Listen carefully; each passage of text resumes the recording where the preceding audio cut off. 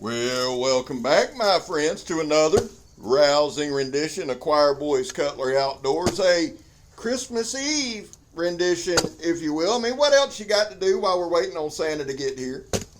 This is the Mako by Carnivora. Now, the maker on this one was Tim Ellis, and I'm going to tell you all about that. But before we get into that, guys, there was a time in this country where 22 veterans a day took their own lives. Now, we talk about it a lot. The stat here that matters is 0. Any number above 0 is simply unacceptable. Vets, we love you. You have a place here. We're back to blue over here. We sport live all to the chagrin of many. How do you do that, Scab? Well, we don't break the damn law. And when we do, because we accept responsibility for it. And finally, if you are an addict, never quit quitting. So this is the Mako. Distributed by Carnivora. Now this one was made by Tim Ellis. It is straight up super dope. I'm going to give you all the specs in 1 second. This was a collaboration between Alexander Vears and Kramer. And again, Tim Ellis made it. Tim is a phenomenal maker.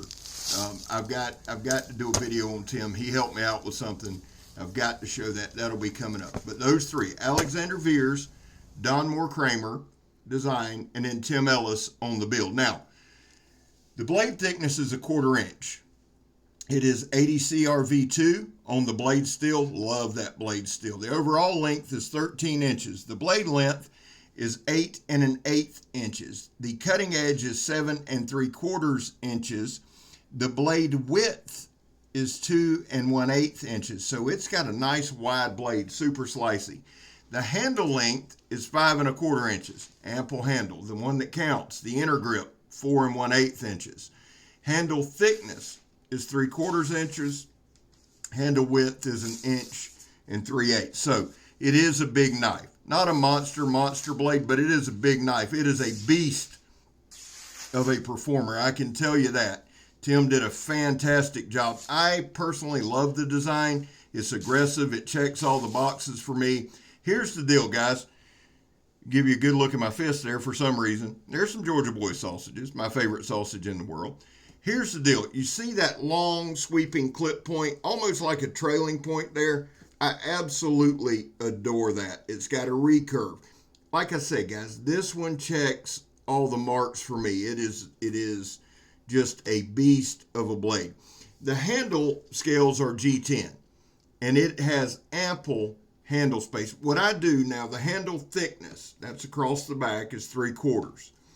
The handle width is 1 3/8 inches. This will just about fit any hand on the planet, I would imagine. It's a bigger handle, but it's it's a slightly rounded handle, not round. It's more of an oblong type. Gives you superior grip and comfort. I didn't find any hot spots in it. The handle scales held in there pretty good. It was sharp from tip to the handle, whatever the hell that's called. I had a brain fart. Y'all have to forgive me. It has a lanyard hold there at the bottom with a wig splitter or coconut opener, whatever term you prefer. The thing that I loved about this knife, now it's cold here in Florida, and I know it's all relative, and I get it. It's much colder all over the world. That's why I live in Florida. But here's the deal. I'm wearing a coat today. I think the highs was in the 30s. For us, guys, that's super chilly. The thing that I noticed about the handle right off the rip was I didn't get a lot of slip. I didn't get any hot spots. I was a little concerned about some hot spots with it being chilly, maybe some shock in the handle. And y'all know when your hands are cold and you hit something and it feels like your hands are going to shatter. None of that. Really comfortable. Really easy to manipulate, right? The blade, again, very nice on the grinds, very nice on the edge bevel. Geometry's there. I love the look of it. I love that tiger stripe. It's a beautiful aesthetic. Now, this is considered, or was designed like for a combat utility knife. We can't do combat. As much as I'd love to sometime on the meth crafters out in the woods, can't do it, ain't gonna do it. So, what do? We focus on the utility. Now, I did a lot of stabbing in this video. This is the John Peters stab test. Look at that. You can get a good grip on that, man. And it bit into the stump. And I dropped it. It bit into the stump. There we go again. Scabber getting mad at it. There you go, son. Joy to the Lord, the world, and all that good stuff. Now, I believe that we were able to get 3 or 4 pieces of 1/4 inch sidewall. Here's the deal, guys, and I say this quite a bit, but I don't really elaborate on it. The truth is this, guys. I don't go psycho on the stabbing, okay? I do 6, 7, 8 inch punch type stabbing. Why? Because if that's all, if it'll do that, and it'll go through 3 pieces of sidewall tire, right? Pretty comfortable there, not bad on the stab. But if it'll go through 3 pieces of 1/4 inch of sidewall tire or 4 with a quick punch, then if you go psycho mode, you're going to put it through some stuff, right? If this was mine, I'd gladly put it through a 55-gallon drum for you. I have that kind of confidence in the build. You see right there. Now, I think we got 3. Is that 3? Yeah. And this stuff's beat the hell and back, but you see the trouble of getting it off. Very, very, very robust tip. Now, the edge on this is a sharp working edge. What does that mean? Glad you asked, because Isaac the Noob did a video. I thought he did a great job of bringing up the point, the difference between a sharp blade and a working edge. Working in an industrial environment, when you hear me say a robust edge or a working edge, that doesn't mean it's not sharp. It's sharp, however, it's sharp without being paper thin, all right? So I think Tim did a phenomenal job of understanding that. And the thing is this, some people prefer a thinner edge, right? And that's fine. The edges that I like to be sharp, just like these are, and y'all seen a million shorts. You've seen a short with this one, cutting telephone book paper. But I also like for it to be robust. It gives me that just that little bit of confidence that it's going to hold in, it's going to do what it needs to do, and I think Tim did a great job in capturing that. Now, when you watch my videos, if you're new here, I want you to understand something. Each video is a different knife. It's a different style knife. So usually the first part of the video that you're watching is me getting adjusted to the knife. This is the other thing I wanted to bring up. The balance point on this knife is absolute. This might be one of the most well-balanced knives I've ever messed with. That may not be the most scientific way. Y'all know we don't do shit that's scientific. So it might not be the best way to find the balance point. But that knife sat right there, sat comfortably. Now, there's a ramp right there. I'm going to be honest, it took me a minute to get used to it. I like having a fencing grip. So what you see me doing there is adjusting until I found a way that it was comfortable for me. The jimping there is pretty aggressive, but it doesn't hurt. My only thing was trying to get my hands comfortable. I like using a fencing grip. And so for me, I would have liked to maybe seen it laid down a little more, but not a huge deal. It didn't hurt the performance of the knife at all, and that is strictly 100% a personal preference. Right here, we're cutting a polypropylene rope that I hate. The thing is this, somebody at work asked me the other day, why do I cut so many objects? Gab, why don't you just cut 1 or 2 and keep it moving? That's a fair question, right?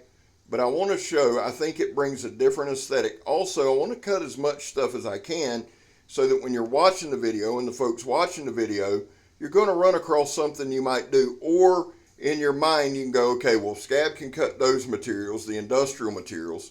I can cut whatever I need to. Scab can process that kind of wood. I can too, etc., etc. That's why I do it. Plus, it's fun as hell. I mean, let's just be honest. It's not like I'm making $1 million a year on this shit. I ain't making nothing. So a lot of the time what I'm doing, guys, it's for fun. So I get out there, I get caught up in the moment. The other thing I want to talk about here, it's got a great sharp edge, a great working edge that held up. I didn't get any, no chips, no rolls, no nothing. The tip on this sumbitch is as sharp as anything. Now all we do is we just do kind of a stab and pull, right? Not every knife goes through this stuff.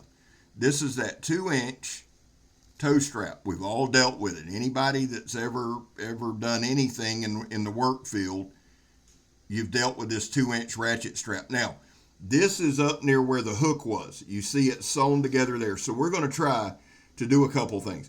It didn't go all the way through on the first one. It did near the bottom. I was super impressed. So right here, you see there, we got a little tear going. Really impressed with that because it went through 2 pieces, and now I'm going to dick around.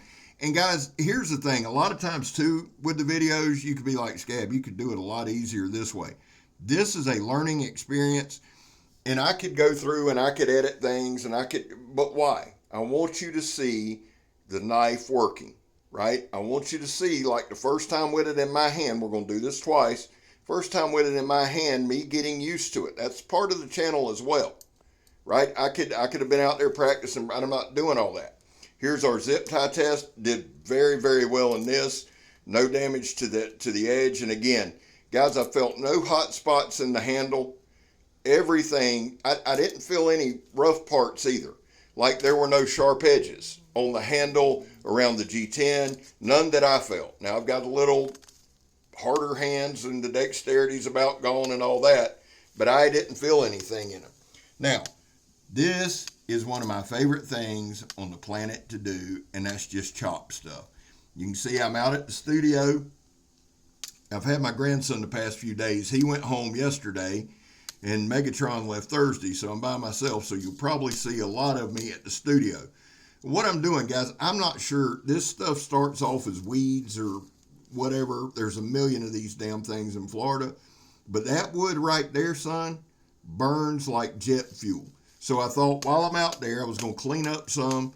I didn't cut any other trees down. Well, I think I might have, but none. This has been out there for about a month, just kind of drying out. So I thought we'd process it up.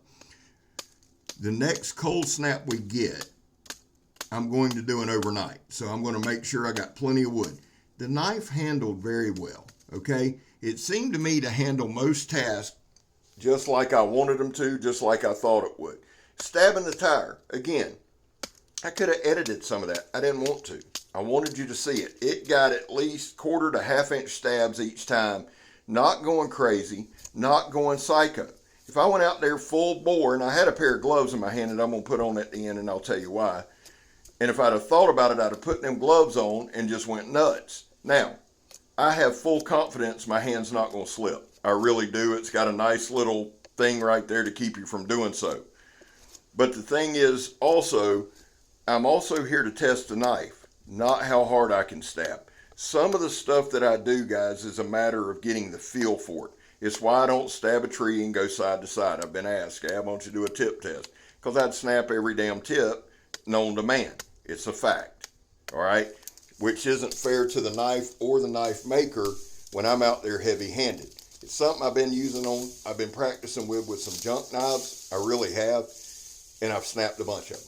So we're going to keep working, and once I get a viable tip test that I don't feel I'm too heavy-handed in, we'll start doing it. But the thing is, guys, this ain't about me, all right? Well, some of it is because it's my damn channel. But I want to show the knife actually working. I'm not trying to show you how strong I am or crazy. So that's why we do the stabs like we do them. And again, I can feel about how much force I'm putting on, and I can tell you a 1/2 inch into one of those tires going through 3/4 inch tires. I promise you I could do the do if I had to on an alien or whatever you do, meth crafters, whatever, you know. Right now, what we're going to do is just process up a bunch of wood. That's what we're going to do to kind of round out the video. We're going to go back to the house, and we're going to cut some paper. Guys, listen. I know that most folks are with family and friends and that kind of thing. And so if you're watching the video on Christmas Eve when I released it, man, thank you. Thank you so much. I appreciate you guys more than you know. Now click the damn thing off and go hang out with your family, and Merry Christmas. Guys, I put some gloves on here. This is something I do not like doing. I do not like doing reviews with gloves on. It is a matter of feel. Remember how we just talked about touch? It's a matter of touch and a matter of feel. But I thought, you know what? This might be something I want to add because some people like using gloves. Is the knife the same using the gloves than it is without the gloves? I'm talking about from a cumbersome perspective. I got to be real honest with you.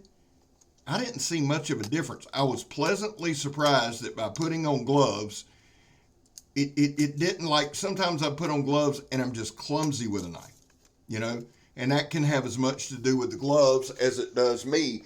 That's two factors I don't want to bring into something. And again, the point of these videos is to demonstrate the knife, right?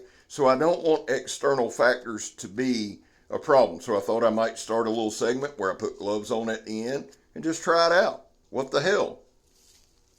Thank you. I was giving you a second to answer there. Listen, Donnie B all day. Great channel. Love him. Joe, JS Bladecraft. Grugsy, Legion Tactical. Pete, over at the Jersey Knife Guy. Pistol Pete, congrats to him. Angry Dracula. Charles Jones, the Redneck Nerd. Carl Ruger, man, love you, brother. Thank you for the Christmas card. Tom over at Knife Delights. Eric Outer Limitless. Alex Aurora Borealis. Man, the list goes on and on. I'm Scab. You're not. I'm gone, son. Love it.